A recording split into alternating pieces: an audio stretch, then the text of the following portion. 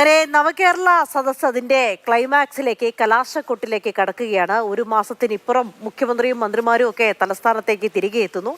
ഇന്ന് തിരുവനന്തപുരം ജില്ലയിലാണ് കലാശക്കൊട്ട്, വട്ടിയൂർക്കാവിലാണ് സമാപന പരിപാടി. അപ്പോൾ നമ്മൾ ഈ നവകേരള സദസ്സുമായി ബന്ധപ്പെട്ട് കുറെ അടിയും തിരിച്ചടിയും രക്ഷാപ്രവർത്തനവും ഒക്കെ കണ്ടല്ലോ. അപ്പോൾ ഇതിന്റെ പശ്ചാത്തലത്തിൽ ഇന്ന് ക്ലൈമാക്സിലേക്ക് കടക്കുമ്പോൾ എങ്ങനെയാണ് കാര്യങ്ങൾ, എങ്ങനെയാണ് സർക്കാർ, അതായത് കൂടുതൽ സുരക്ഷയൊക്കെ ഏർപ്പെടുത്താനുള്ള സാധ്യതയുണ്ട്, പ്രതിപക്ഷം ഏത് രീതിയിലാണ് ഇന്ന് നവകേരള സദസ്സ് അതിൻ്റെ കലാശക്കൊട്ടിലേക്ക് എത്തുമ്പോൾ പ്രതിഷേധത്തിന് വിഭാവനം ചെയ്തിരിക്കുന്നത് തുടങ്ങിയ കുറേ കാര്യങ്ങളുണ്ട്. അനന്തകൃഷ്ണൻ വിവരങ്ങളുമായി ചേരുകയാണ്. Ananthan, good morning Ananthan. നമ്മൾ ഈ നവകേരള സദസ്സിൽ കണ്ടത് അടിയും തിരിച്ചടിയും രക്ഷാപ്രവർത്തനവും ഒക്കെയാണ്. ക്ലൈമാക്സിലേക്ക് എത്തുമ്പോൾ കാര്യങ്ങൾ എങ്ങനെയാണ്? പ്രതിപക്ഷം പ്രതിഷേധിക്കാനുള്ള സാധ്യതയില്ലേ? അതൊക്കെ മുന്നിൽ കണ്ടുകൊണ്ട് വലിയ സുരക്ഷാ കാര്യങ്ങളാണോ ഏർപ്പെടുത്തിയിരിക്കുന്നത്? അഞ്ജിത, ഒരു മാസം നീണ്ട സംസ്ഥാന സർക്കാരിൻ്റെ നവകേരള സദസ്സ് പര്യടനം ഇന്ന് അവസാനിക്കുകയാണ്. തിരുവനന്തപുരത്ത് ഇനി ശേഷിക്കുന്ന 5 മണ്ഡലങ്ങളാണ്. ആ 5 മണ്ഡലങ്ങളിലാണ് ഇന്ന് നവകേരള സദസ്സ് നടക്കുന്നത്. ഇന്ന് ആദ്യം നവകേരള സദസ്സ് നടക്കുന്നത് കോവളം മണ്ഡലത്തിൽ വിഴിഞ്ഞത്താണ്. അതിനുശേഷം സമാപനം വട്ടിയൂർക്കാവിലാണ്.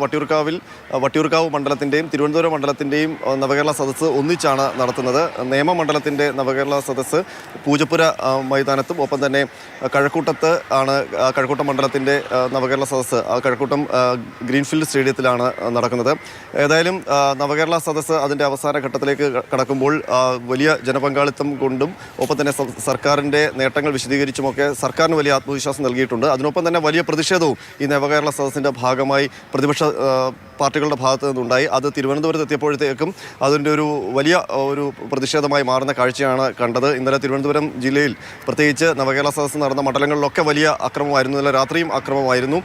ഇന്നും ആ പ്രതിഷേധം പോലീസ് പ്രതീക്ഷിക്കുന്നു. അതുകൊണ്ട് വലിയ സുരക്ഷയാണ് ഏർപ്പെടുത്തിയിരിക്കുന്നത്. ഇന്നിപ്പോൾ DGP ഓഫീസിലേക്ക് KPCC പ്രസിഡന്റ് കെ സുധാകരൻ്റെ നേതൃത്വത്തിൽ ഒരു മാർച്ചും സംഘടിപ്പിച്ചിട്ടുണ്ട്. അതിനൊപ്പം യുവമോർച്ചയും നേമമണ്ഡലത്തിൽ, അതായത് പൂജപ്പുര നവകേരള സദസ്സ് നടക്കുന്ന പൂജപ്പുര മൈതാനത്തേക്ക് ഒരു മാർച്ച് സംഘടിപ്പിക്കാൻ തീരുമാനിച്ചിട്ടുണ്ട്. അപ്പോൾ പ്രതിഷേധം ഇന്നും വ്യാപകമായി ഉണ്ടാകുമെന്ന് തന്നെയാണ് പോലീസും പ്രതീക്ഷിക്കുന്നത്.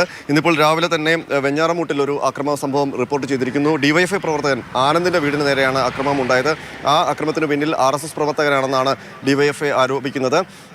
ഏതായാലും പ്രതിഷേധത്തിനൊപ്പം തന്നെ അതിനനുസരിച്ചുള്ള സുരക്ഷയാണ് പോലീസ് ഈ 5 മണ്ഡലങ്ങളിലും, ഇന്ന് നവകേരള സദസ്സ് നടക്കുന്ന 5 മണ്ഡലങ്ങളിലും ഒരുക്കിയിരിക്കുന്നത്. ഇന്നിപ്പോൾ ആദ്യം ഈ പൗരപ്രമുഖരുമായിട്ടുള്ള പ്രഭാത ഭക്ഷണം മുഖ്യമന്ത്രിയുടെ നേതൃത്വത്തിൽ ഇന്ന് രാവിലെ 9 മണിയോടെ ഇടപ്പഴിഞ്ഞ RDRലാണ് നടക്കുന്നത്. അതിനുശേഷം 9:30 മുഖ്യമന്ത്രിയുടെ പ്രസ് മീറ്റും ഉണ്ടാകും.